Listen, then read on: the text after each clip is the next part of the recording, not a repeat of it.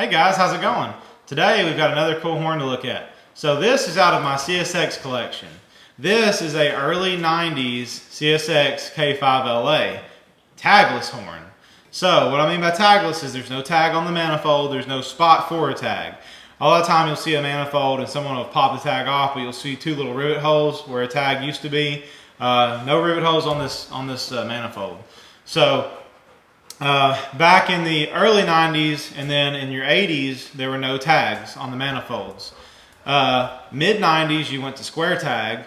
Late 90s, in the 2000s, you went to your round tags like you have today. And now I said they started back with tags in the mid 90s with square tags because in the late 70s, they had big tags. So they went from big tags to no tags, back to tags, square tags. So anyway, this is a tagless 90s horn.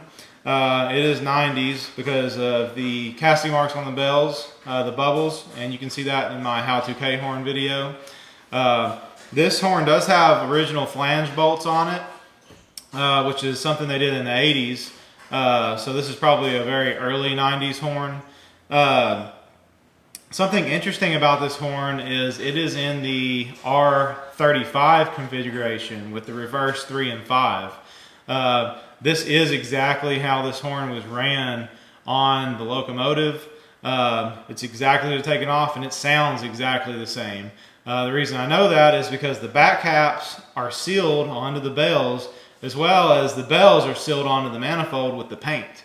So when this horn was painted, that paint filled in the cracks on the back of the back caps where they meet the bell, and then where the bolts bolt down the bells, they're sealed with paint around them. So these have never been taken off, at least since this paint job was applied, which it's been a while ago, as you can see the weathering on it. So interesting for them to run reverse 35. A lot of times you'll see R24 with reverse 2 and 4.